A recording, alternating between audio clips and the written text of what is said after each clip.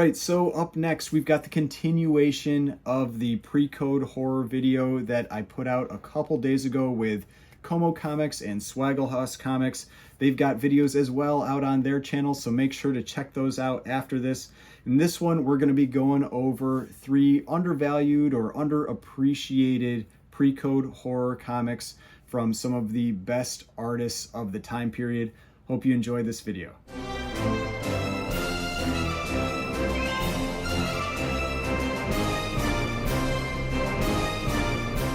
All right, so now we're going to move on to the underrated books. These are the books that we think are still great covers, great books from these authors or from these artists, but just don't get as much love as some of these more iconic issues. So the first one for me for Lee Elias is Witch's Tales number 22.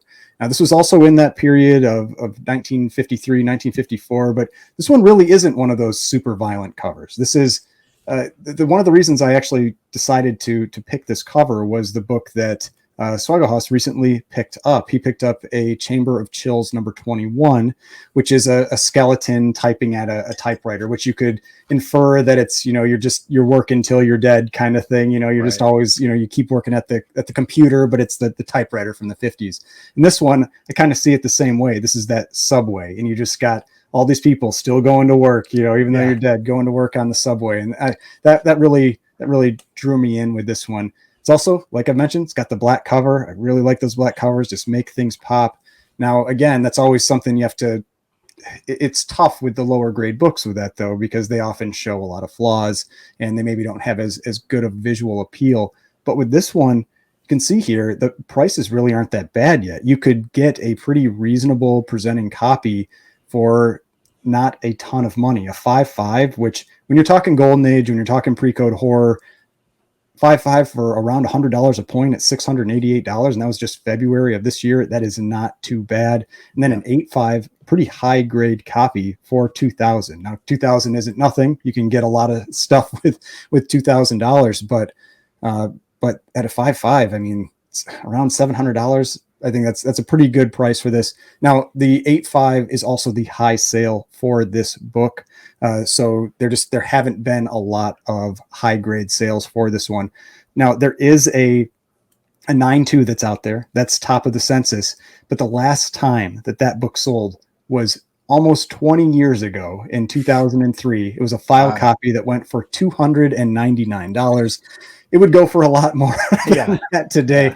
Yeah. That's one of those things where when you talk to people and you hear about, it's like, oh, I paid, $2,000. I think Drew, you have some stories about that. You paid whatever it was, like $2,000 or $4,000 for your AF-15 or something like that. And it's just like, oh my gosh, those days are long gone. I crushed Mickey with the tale of my first ever EC buy earlier this week. So I've got some stories. But it's funny though, because Drew, speak to that, because it's all relative, right? Because even at the time, it still felt expensive, right? Yeah, definitely. This would have been I think it was summer of 2013, spring 2013, and I was buying from one of the bigger dealers around, Dale Roberts Comics at Planet Comic-Con in Kansas City, and I think I spent $275, $300, but I walked out with low grade copies of War Against Crime 11.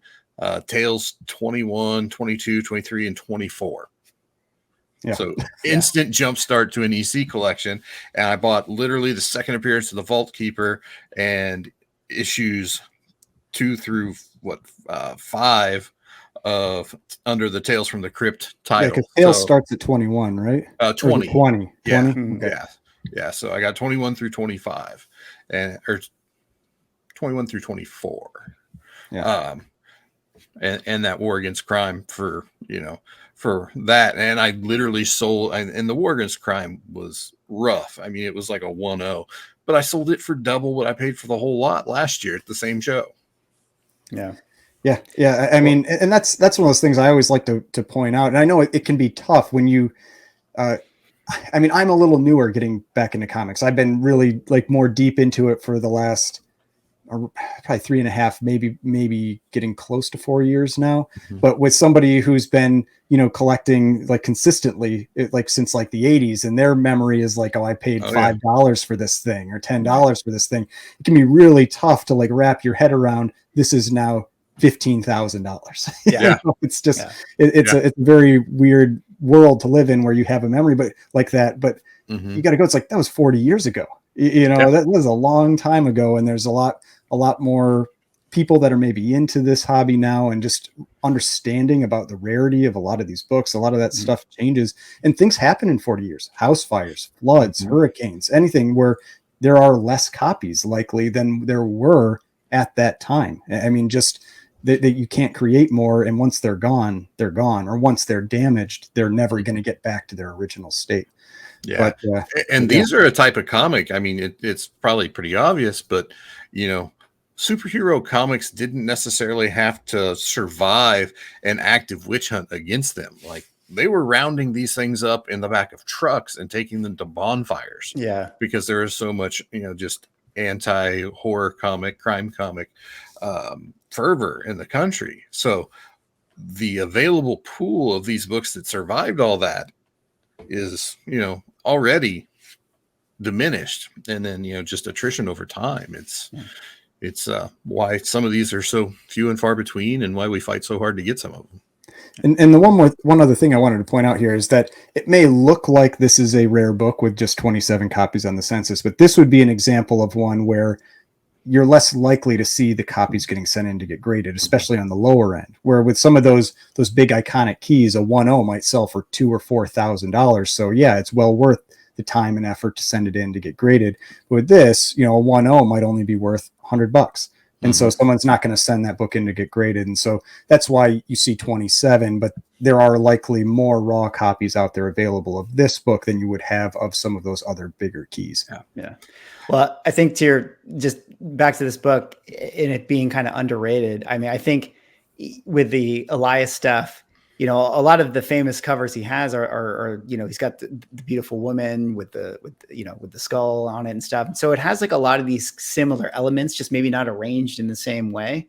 But you do have the kind of the beautiful woman in distress with the zombie, I guess you can call them skull kind of zombie cover anyways. But there are those elements that are cool, that work for this book really well, at least in terms of like what people tend to like. And I view this one like some of the other things we talked about, where it's like it has kind of just a classy feel that you can kind of look at this and appreciate it, and it's cool that it's Witch's Tales. Witch's Tales kind of definitely has some big keys in it, but I think that there's a lot of kind of underrated stuff in this run as well. Yeah, 25 definitely gets all the attention in this run. It's where, if you're not familiar with that one, it's like a bell tower or bell that has a head that's the chime and run around. But that's the one that definitely gets a lot of the attention from this run. But there are others. There's some other great books that are in there that definitely I feel deserve a little more attention. Yeah, that's the great thing about Harvey in general. I feel like the runs are really collectible. There are obviously keys that are just going to absolutely bust your wallet in half, but for the most part, you can get the majority of the run at reasonable prices, especially if you're not super particular about grade, which I'm more of a completionist than a perfectionist. I'd rather just have one of everything than the best of anything. But it's not uncommon.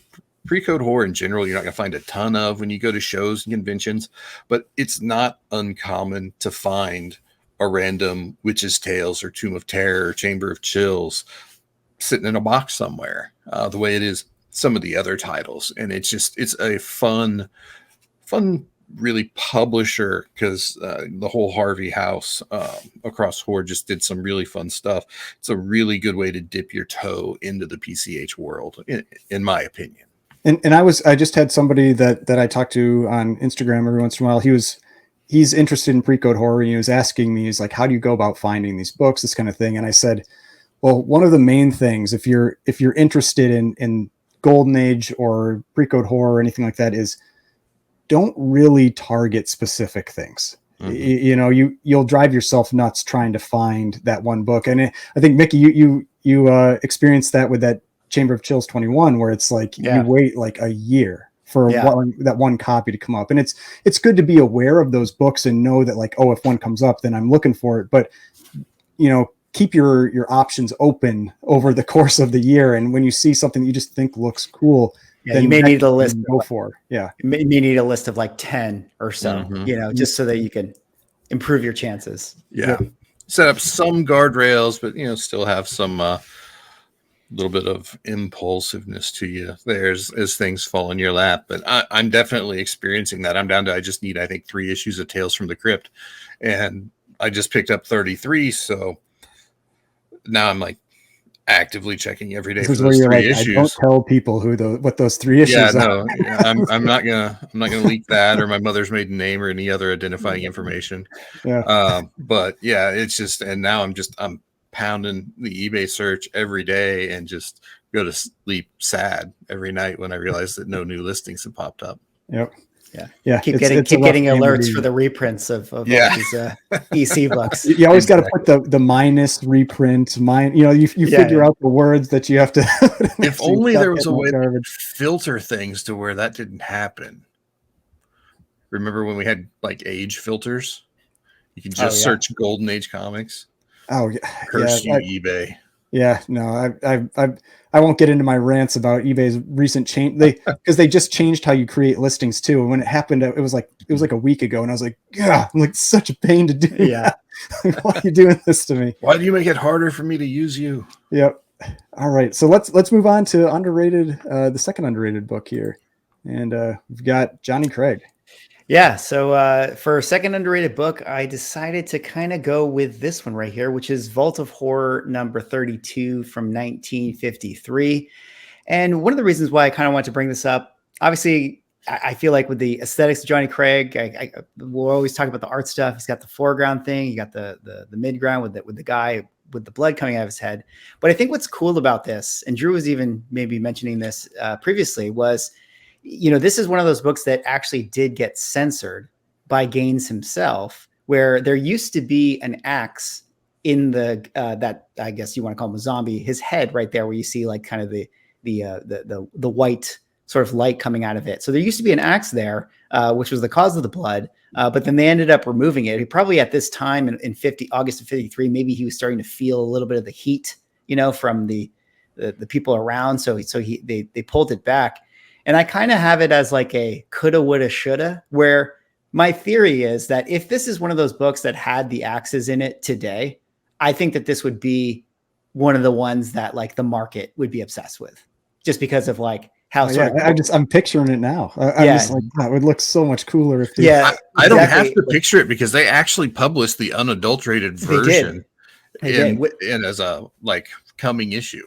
Right. And so you kind of feel like this could have been one of the big keys. Mm-hmm. But the fact that it was censored, I also think kind of makes that cool in its own right as well. So, now that we have this book, it's kind of has that historical precedent to it. And and the art is cool. The blocking is cool. So it's just one of those books that is, I feel like is underrated. And, you can even see the recent GPA sales, like, 2.0, $180. I mean, not, talking about getting in the club, like really affordable in that sense. So yeah, I don't know, Drew or Ryan, if you've had any thoughts on this one. Yeah, I kind of tapped the brakes when I realized, I'm like, oh crap, didn't he, wasn't that one of the books he picked earlier? So sorry for that's fine. Yeah. alluding to this, but no, like I said, one of the more recent EC books I picked up, I was flipping through and I was surprised when all of a sudden there was that preview image of this issue of Vault of Horror. And when you look at some of the reprints that came out, like the Wes Cochran stuff that came out, this issue's reprint's actually one that's kind of more collectible compared to most of the rest of those because it's not edited. It actually has the cleaver, the hatchet, or whatever it was back in the guy's head. It's almost like when a second print puts a first appearance character on the cover. Yeah, you actually get value. But no, this is just a fun book, and I've always, anytime I see it, I just shake my head because the flash of light, just like, what is that? But, it's a good one, and no, just I like how the character in the foreground is completely desaturated, so he's in black and white, but then that really helps throw your attention to the color of the ghoul or the zombie or whatever coming through the door. So I think it's just another example of Craig killing it. Yeah.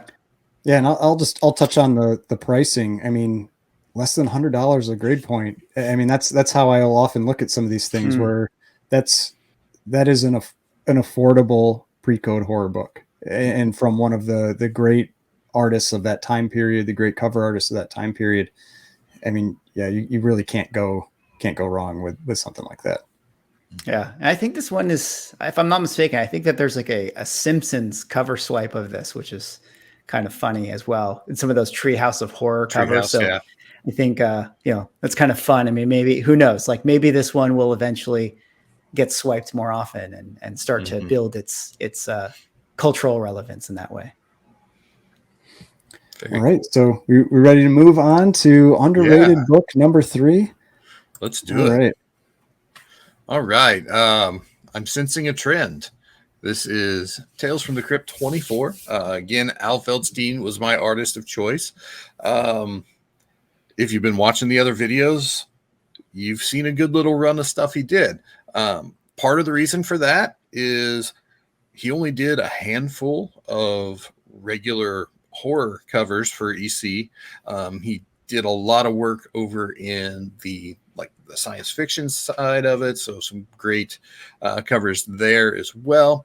But this, along with Tales from the Crypt 22, which is another book I've talked about in our videos, is just an iconic EC image. This art has been used and is widely recognized across the hobby. It's been used many times. Again, it's just great marketing artwork for EC. And it kind of comes back to just some general themes that we've talked about with some of the other books. You've got the monster, the ghoul, or the corpse or whatever grabbing you, and in this situation, pulling you down into quicksand. The covers or the story that goes with the cover is pretty fun too.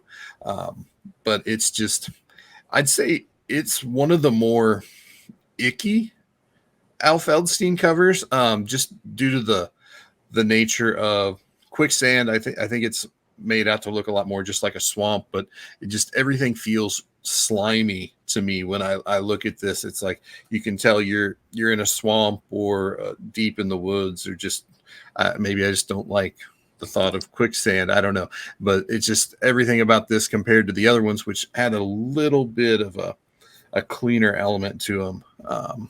This one kind of sets off for me. But again, like I said, it's early. It came out in 1951. We're up to 7 sales, so I think that's the most of any of these early ECs that I've talked about just yet. So over the last 12 months, 7, not terrible. Earlier this month, October 2022, a 2.5 sold for $700, which that's pretty good. Along with 23, these early Feldstein covers are really starting to creep up, even in the lower grades. Still a 7.0 last month in September, sold for 32 and a half.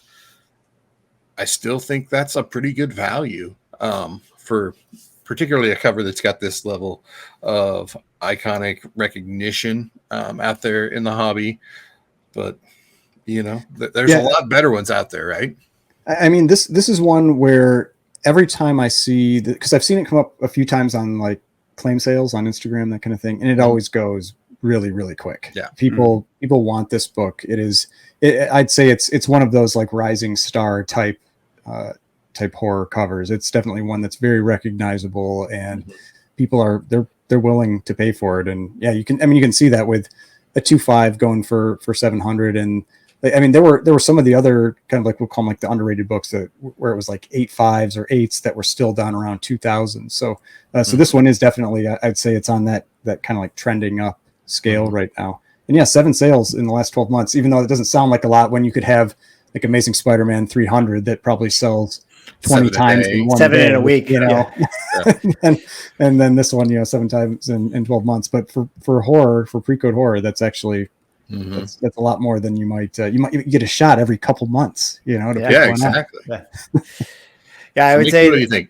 Well, of all the Feldstein ones that we talked about, depending on, I guess, what order you're watching this video in, we've been in situations where you're getting pulled into the grave. You're trapped in a mausoleum, or you're, getting bear hugged in quicksand. And I gotta say, this feels like this guy's the most screwed out of all the three of them. Like, if I had to pick, this would be my least. This would be the one I would pick the least if I had to put myself in one of these situations. I feel like the grave one, I could maybe get away from that. Yeah, one. I think the grave one is the best. The best case dry scenario. ground, Yeah. Mausoleum, it's 1v1. So you take them and then you just hope somebody hears you scream to unlock the door. This one, I feel like getting out of quicksand. This one's going to be tough. I think he's in trouble. Yeah. So they were able to fight the predator with that, right? So yeah. So I think that I think this one is super fun for that reason. I like even the idea of quicksand. Something about quicksand is so 50s. Like I don't know if it's like Haunted Mansion stuff or like Indiana Jones. I guess that's more 30s. But we get to like quicksand as a trap. I feel like it's very, very vintage in its own right. So that's a lot of fun. Growing up, I thought quicksand was going to be a lot more of a problem in adulthood than it actually is turning out to be. I think as a child, that's true. Like you're like, man, I got to watch out for quicksand. Yeah, quicksand. Just be walking along and all of a sudden the sidewalk's quicksand. Yeah. Oh man. Quicksand is definitely the in terms of trap, it's like the meme trap, like how Aquaman is the meme superhero. He's can only be in water to save the day. Yeah. Kind of my last thought on this, and just some of the Feldstein books I've talked about in general, is I almost wonder if the community is just kind of working its way through the list of these iconic artists. So Craig's been hot and been getting hotter. Wood's been hot for forever and continues to get hotter. Jack Davis. I wonder if we're just kind of progressing down to where George Evans covers are starting to take off. Feldstein covers are starting to get some heat. I wonder if it's just as people are saturating their collections or prices for some of those more premier creators are moving out of their price range. I wonder if that's why people are maybe looking at some of these other artists that maybe aren't at the complete top of the mountain, but still produce some really great work back in the day. I mean, one of the ways I've talked to my older brother about that, and because I've mentioned him on the channel before, he's also into comics, and he describes it as within the comic community, everybody can't look at everything at once. Mm-hmm. Even though we all talk about this and love this stuff, it's like the comic community is relatively small, and so a lot of times that's why over the last year during like the comic boom, for example, you saw jumps in very specific things, and it changed throughout the year. And it's like as people's gaze was changing across different titles and different characters, you saw these spikes at different times throughout the year. And I feel like that. I'm not saying that these are like these spikes, but it's the same type of thing. It's like people are recognizing different artists, different covers over time, and then those are starting to get more into the public eye and getting a little more attention. Yeah. All right. So that was the six the iconic books, the three iconic books, and the three underrated, undervalued books for this video. Remember, we've got videos that are going out on Swagglehaus Comics and CoMo Comics, so make sure to go check those out as well. Do you guys have any closing thoughts on this video before we say goodbye to everyone? No, just like this video, sub to Automatic Comics, and we'll see you on the other one on my channel, on Drew's channel. Yeah, definitely. If you're not already following Ryan, hit that subscribe button. We've got some great books we've already talked about. We got some great books we're going to go talk about over on Swag's channel. There's just so much goodness out there. So definitely make your way around and check out all of these fun books that we're talking about. It'll help get you into the Halloween spirit. Yeah, so it's been a lot of fun. Hope everybody's enjoyed this, seen some cool books, maybe some new books that you weren't familiar with before. And I will see you on the other channels.